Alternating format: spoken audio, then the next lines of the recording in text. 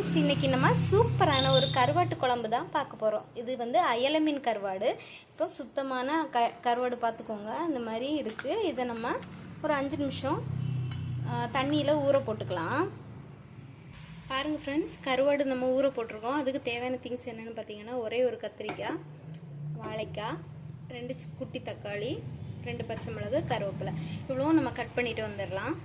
பாருங்கள் ஃப்ரெண்ட்ஸ், சுத்தமாக வாஷ் பண்ணி வச்ச கருவாடு பார்த்துக்கோங்க. கட் பண்ணி வச்ச வாழைக்காய், கத்திரிக்காய், தக்காளி, பச்சை மிளகாய், கருவேப்பிலை. வாங்க பார்ப்போம் எப்படி பண்ணலான்னு. ஒரு மண் சட்டி எடுத்திருக்கேன். அதில் இப்போ கருவாடை போட்டுக்கலாம். இந்த மாதிரி ட்ரை பண்ணி பாருங்கள், செம்ம டேஸ்ட்டாக இருக்கும்.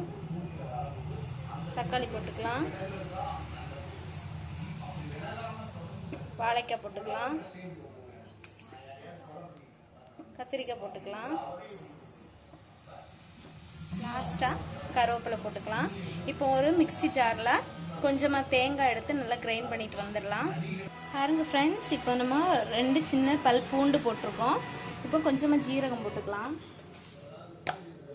தேவையான அளவு ஜீரகம் போட்டாச்சு. தேங்காய் போட்டுக்கலாம்.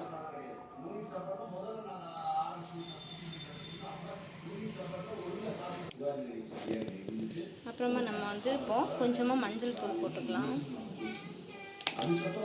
மஞ்சள் தூள் போட்டாச்சு. மல்லித்தூள் போட்டுக்கலாம். உங்களுக்கு தேவையான அந்த குவான்டிட்டி எவ்வளோ தேவையோ அந்த அளவு போட்டுக்கலாம். இப்போ மிளகாய் தூள் போட்டுக்கலாம்.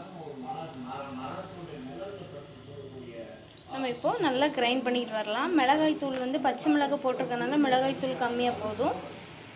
இப்போ நம்ம கிரைண்ட் பண்ணிட்டு வந்துடலாம்.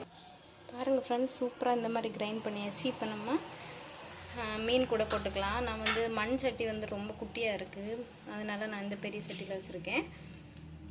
வாங்க இப்போ நம்ம அரைப்பு போட்டுக்கலாம். பாருங்கள் ஃப்ரெண்ட்ஸ், அரைப்பு போட்டாச்சு. இப்போ நம்ம தேவையான அளவு தண்ணி ஊற்றிக்கலாம்.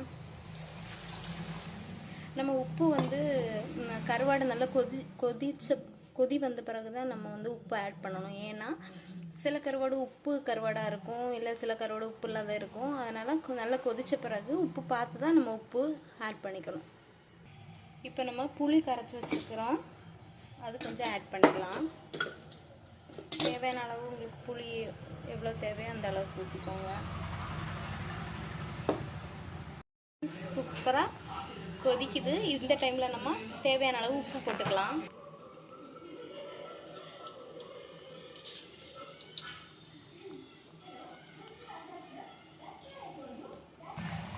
பாருங்கள் ஃப்ரெண்ட்ஸ், சூப்பரான கருவாட்டு குழம்பு ரெடி ஆயிடுச்சு. கண்டிப்பாக வீட்டில் ட்ரை பண்ணிவிட்டு எனக்கு கமெண்டில் சொல்லுங்கள். பிடிச்சிருந்தா லைக் பண்ணுங்கள், ஷேர் பண்ணுங்கள், கமெண்ட் பண்ணுங்கள். என்னோடய சேனலை சப்ஸ்கிரைப் பண்ணுங்கள் ஃப்ரெண்ட்ஸ். நெக்ஸ்ட் இன்னொரு வீடியோவில் பார்க்கலாம். பாய்.